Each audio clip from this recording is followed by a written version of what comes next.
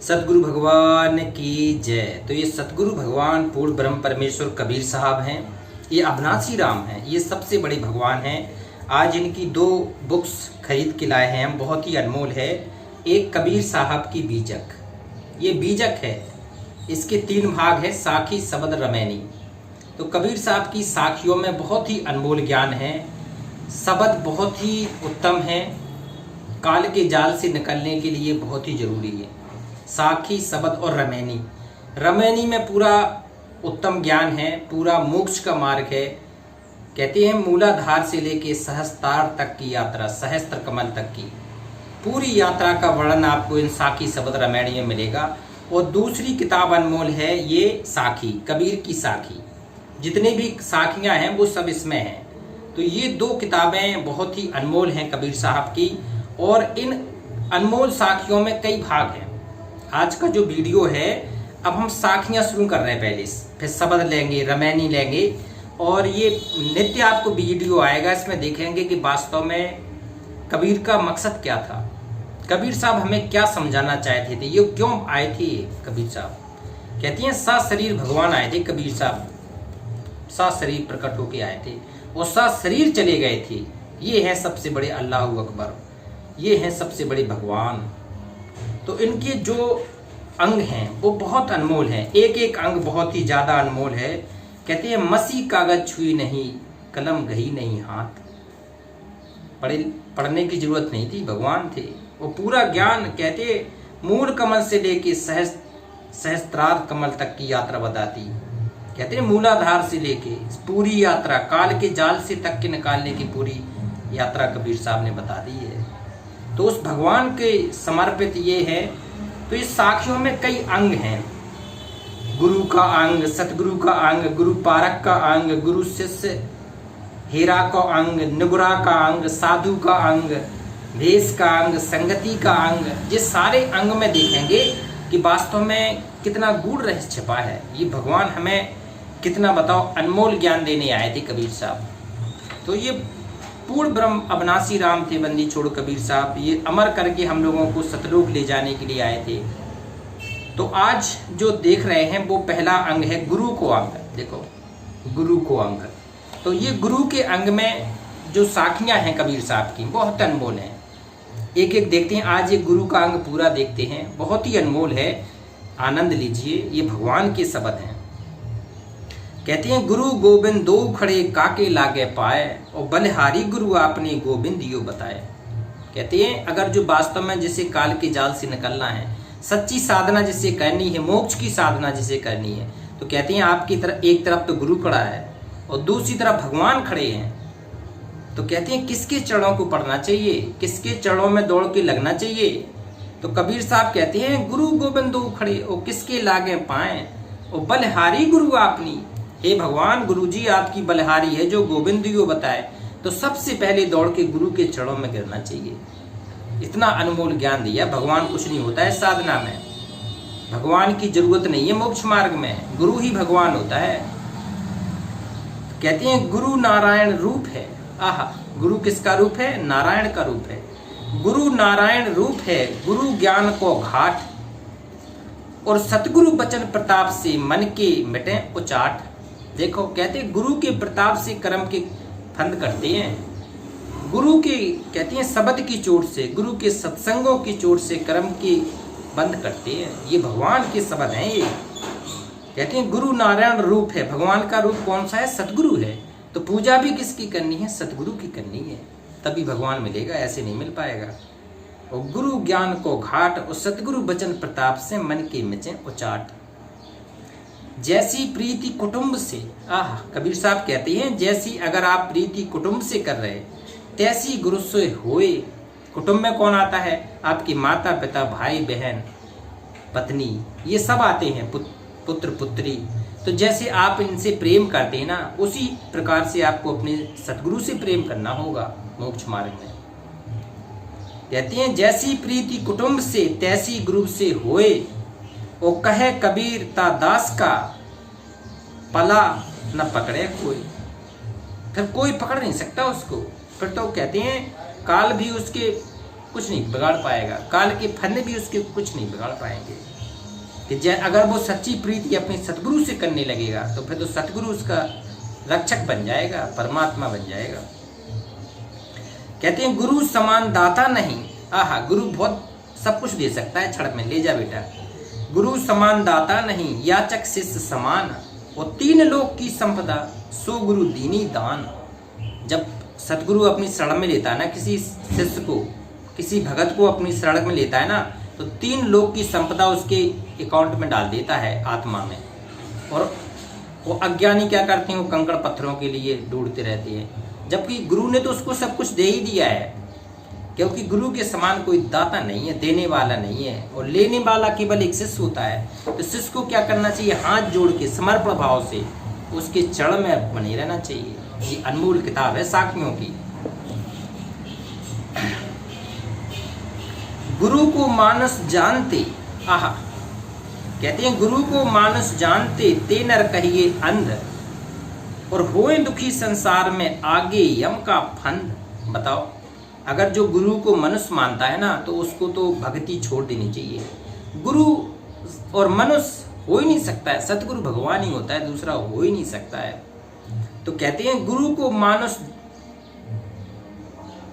जानते, जो गुरु को मनुष्य समझ रहे हैं वो तो अभी अज्ञानी है, अनाड़ी है, भक्ति मार्ग के।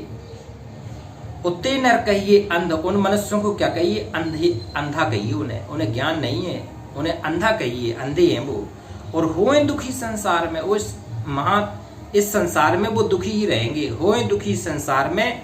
और फिर आगे यम का फंद, आगे फिर काल के जाल में फंस के 84 योनियां भोगेगा, अपना जीवन पूरा नष्ट कर जाएगा। कहते हैं गुरु पारस को अंतरो, आहा, गुरु कैसा है, पारस है, और शिष्य क्या है, लोहा। कहते हैं तू है पारस, मैं हूं लोहा, और छू लेने दो गुरु चरण को, बन जाने दो सोना। तो सोना बनाने के लिए सतगुरु भगवान आते हैं, ऐसे नहीं आते। कहते हैं गुरु पारस को अंतरो, और जानत है सब संत। ये सारे संत सब जानते हैं कि गुरु की महिमा कितनी अपरंपार है। तभी तो कहा गया है गुरुर ब्रह्मा गुरुर विष्णु गुरुर देवो महेश्वरा, गुरु साक्षात परब्रह्म तस्मै श्री गुरुवे नमः।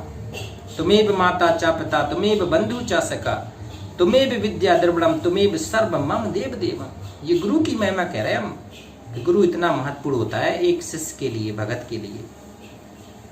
कहते हैं गुरु पारस को अंतरो, जानत है सब संत, वह लोहा कंचन करे। लोहा को क्या करे, सोना बना देता है। हम शिष्य लोहा होते हैं, और जो गुरु के चरणों में लग जाता है तो वो सोना बन जाता है।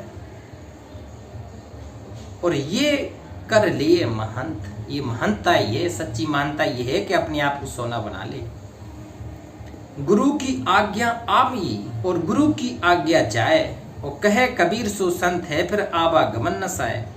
कहते हैं अगर गुरु ने कोई आज्ञा दी है, अगर गुरु ने कोई समर्पण आपको दिया है, भक्ति मार्ग दी है, तो आपको अंतिम श्वास तक उस पर डटे रहना है, लगे रहना है, छोड़ना नहीं है, सतगुरु के चरणों को छोड़ना नहीं है। तो कहते हैं गुरु की आज्ञा आ भी, अगर सतगुरु की कोई आज्ञा आ जाए ना, तो सर्वस्व लुटा के आपको पूरा करना चाहिए। सर्वस्व शीश दिए जो गुरु मिले तो भी सस्ता जान, इतना महत्वपूर्ण होता है सतगुरु। कहते गुरु की आज्ञा आप ही, और गुरु की आज्ञा जाए, और कह कबीर सो संत है, आवागमन न साए। वो संत है जो सतगुरु की कहते हैं चरणों में लग के अपना पार करा ले जाता है, फिर आवागमन, फिर इस काल के जाल में आने की जरूरत नहीं पड़ती उसको। कहते हैं गुरु महिमा गावत सदा, और मन राखे अतिमोद। कहते हैं जो गुरु की महिमा गाता है ना, उसका मन प्रसन्न रहता है, और भगवान प्रसन्न रहता है। जिसकी गुणगान गाने, जैसे हम कबीर साहब की गुणगान गा रहे हैं, तो वो कबीर परमात्मा हमसे खुश रहेगा, विपत्ति में हमारी रक्षा करेगा। तो कहते हैं गुरु महिमा गावत सदा, आह, और मन राखे अतिमोद, प्रसन्नता रहती है उसके मन में हमेशा 24 घंटे। और सो भाव फिर आवे नहीं, और बैठे प्रभु की गोद। फिर इस भावसागर में नहीं आएगा, और हमेशा हमेशा के लिए उस भगवान की शरण में चले जाएगा, उस पूर्ण ब्रह्म परमेश्वर अविनाशी राम की शरण में चला जाएगा, वो मोक्ष प्राप्त करेगा। फिर कहते सुनिए संतो साधु मिल, आह, ओ कहिए कबीर बुझाए, और जय विधि गुरु सो प्रीत है, और कीजिए सोई उपाय। बताओ, कहती हैं सबसे पहले तो आपको संत ढूंढना है, पूरा संत ढूंढना है, जिसके वचनों को सुन के आपके कर्म कट जाए, आपको मन में शांति हो, आपकी पवित्रता बढ़ जाए, आपको लगे कि वास्तव में अब हमारी भक्ति बढ़ रही है, हमारी भक्ति पूंजी बढ़ रही है, हमें मोक्ष की जरूरत है, तब बनेगी आपको एकाएक। किसकी? संतों की वाणी सुनने से। कहती है सुनिए संतों साधु मिल और कहिए कबीर बुझाए। कबीर साहब कह रहे हैं कि बिना सदगुरु के, बिना संतों के कोई ज्ञान प्राप्त आज तक किया नहीं है, न कर सकता है। और जय विधि गुरु सो प्रीत है, जिसकी गुरु से प्रीत है वो कीजे सोई उपाय। वो उपाय आजमाना चाहिए जिससे गुरु के प्रति प्रेम बढ़े, गुरु के प्रति श्रद्धा बढ़े, समर्पण बढ़े, तभी भक्ति आगे बढ़ पाएगी, ऐसे नहीं बढ़ पाएगी। ये गुरु का अंग है। गुरु सदगुरु के जो शब्द हैं, जो गुरु के अंग वाले शब्द हैं।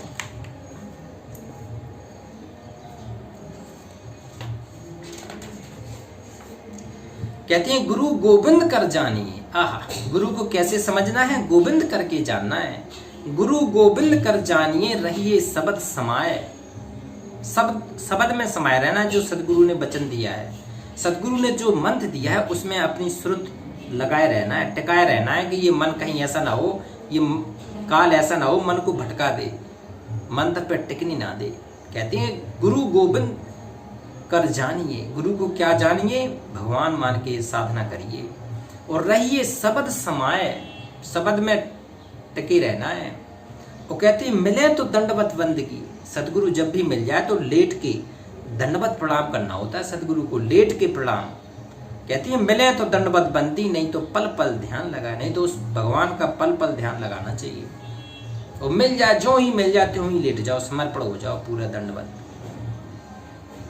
कहती है गुरु सो प्रीत निभाइए और जही तथ निभय संत, और प्रेम बिना डग दूर है, प्रेम निकट गुरु कंत। आह, कहती है सदगुरु तो प्रेम का भूखा है, बिना प्रेम के वो सदगुरु आप नहीं प्राप्त कर सकते।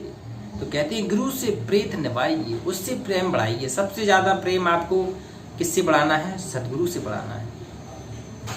उते ही तथ निभय संत, और बिना प्रेम डिग दूर है, वो बिना प्रेम के तो उसको पा ही नहीं सकते हैं भगवान को। और प्रेम निकट गुरु कंत, अगर आपके अंदर में प्रेम है सदगुरु के, वो आपके हृदय में बैठा मिल जाएगा आपको। पूरी तरह से आपकी समर्पण भाव को देखता है सदगुरु, चेक करता रहता है। कहती है तन मन ताको दीजिए। क्या करना है? तन मन ताको दीजिए, जाको बिसिया नाही, और सुख संपत्ति को कह चली, नहीं नरक में ठोर। तन मन जाको दीजिए, जाको बिसिया नाही, और आपा सभी डार के राखे साहब माही। वो साहब को पूरा तन मन धन समर्पण करना पड़ेगा, तभी बात बनेगी। जब पूर्ण समर्पण होगा तब पूरा भगवान मिलेगा। आधा अधूरा समर्पण में काम नहीं चलेगा। कहते हैं गुरु शरणागत छोड़ के करे भरोसा, और चेता भी रहे हैं कबीर साहब के, गुरु का भरोसा छोड़ के आपको कहीं और नहीं भटकना है, किसी और के पास नहीं जाना है, किसी भगवान को तक आपको रिजेक्ट कर देना है। गुरु शरणागत छोड़ के करे भरोसा, और किसी पे भरोसा नहीं करना है। और सुख संपत्ति को कह चली, और नहीं नरक में ठोर।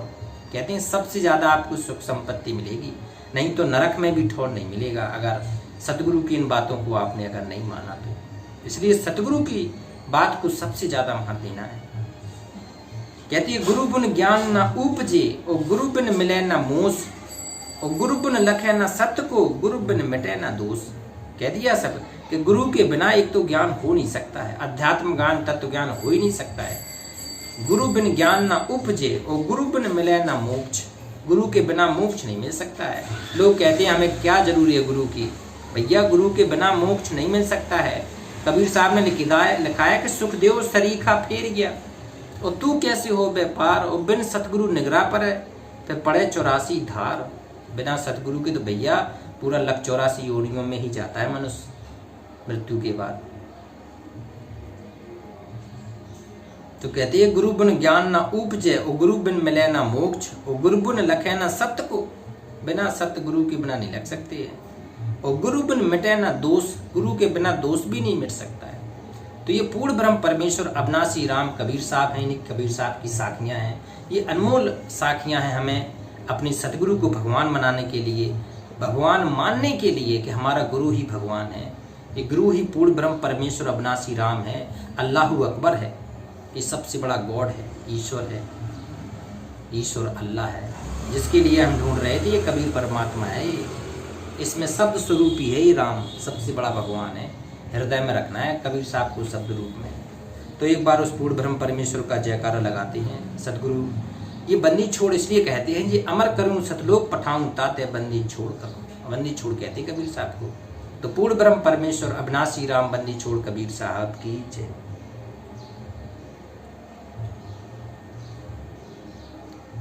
सतगुरु की सभी संगत को प्रणाम।